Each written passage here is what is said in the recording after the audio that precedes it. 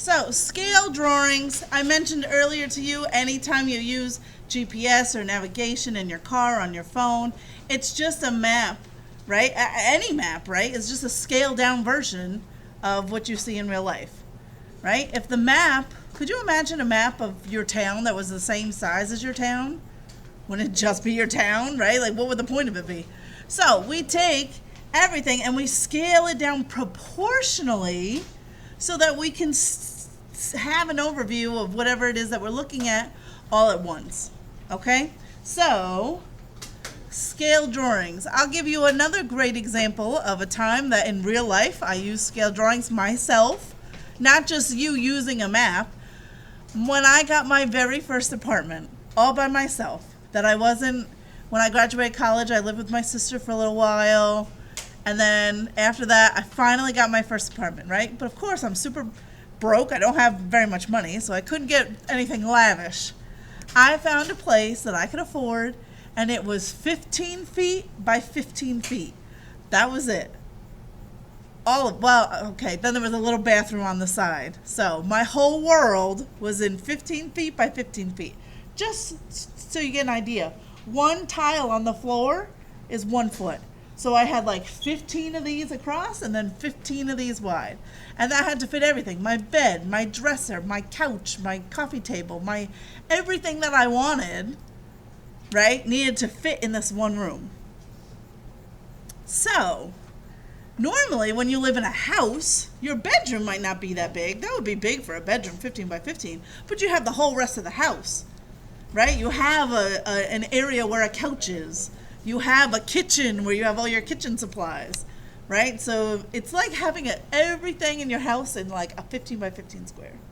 Granted, I was young and broke and I didn't have that much stuff, but so what did I do? I whipped out a piece of graph paper just like this and I mapped out a scale.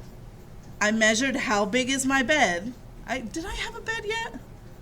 I don't think so. I think I was going to buy a bed. So, of course, I would have loved a king-size bed, but I didn't have that much real estate. So if you put a king-size bed in there, now you have no room for other things. You'd have to give other things up. So I decided on getting a full-size bed. So that worked out better. I also really wanted a couch, right? You need somewhere to sit other than your bed. So I really, really wanted a couch. Plus a couch, if I ever had like when my sister came to town, I would need somewhere for her to stay.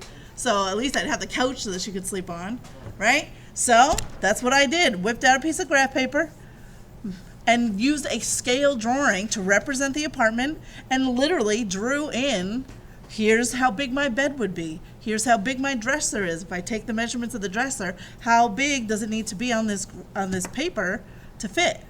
So then I can kind of lay out the room and see what will fit and what won't.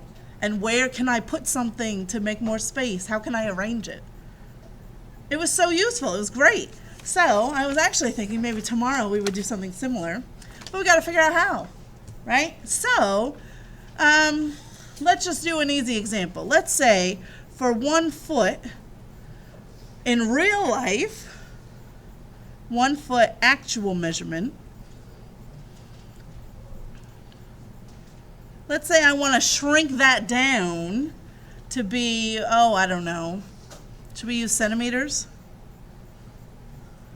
1 centimeter drawn. So if I had something that was 3 feet wide, how wide would it be on my paper?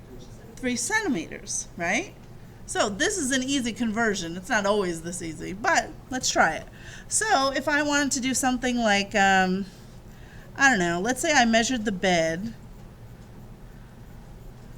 Bed is, I don't know, let's just say it's 6 feet long.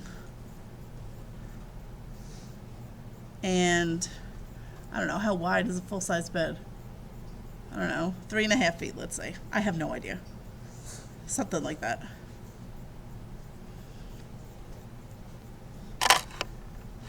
So if I want to figure out what my scale is going to be on my drawing, I'm going to use the scale that I came up with to begin with, and that's going to give me one side of my proportion.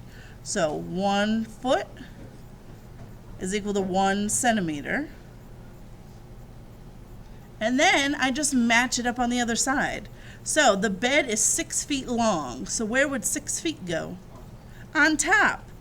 So, right, because you're matching up the units. If I put feet on top, I have to put feet on top. So I'm trying to figure out, well, how many centimeters is that going to be? The length of my bed. I know it's 6 feet in real life, but I need to figure out how many centimeters on my drawing it's going to be. Yeah, this one's pretty easy. It's just 6, right? So you can multiply. I got x. 1 times 6 is 6. So it's going to be 6 centimeters on my graph.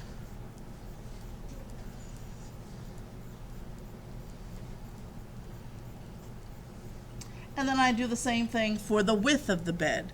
1 foot to 1 centimeter.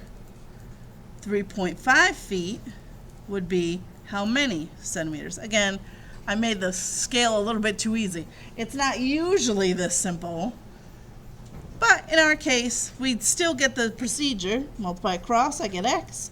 Multiply across, I get 3.5.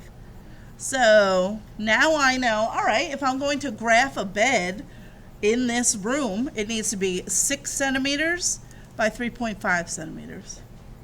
And then I can kind of play around with it and move it where I want. You could even, I didn't do this, but I should have. You could have cut out from another piece of paper something that shape. 6 centimeters by 3.5 centimeters, a rectangle, so you could literally move it around the room. Isn't that so much easier than actually moving the bed around the room, right? And then you can kind of orient things and see how you want it set up before you even move in. We're talking about when I was young and broke and I got my first apartment. It was 15 feet by 15 feet. And I had to see what would fit, what wouldn't fit. And I should bring in a picture because I made it work. Oh my gosh. I had my grandmother come stay once and she was so impressed. She's like, oh my gosh, look, I had everything just set up just so. You have to maximize your space. Got those bed risers so I could put stuff underneath. Had to make it happen. All right, so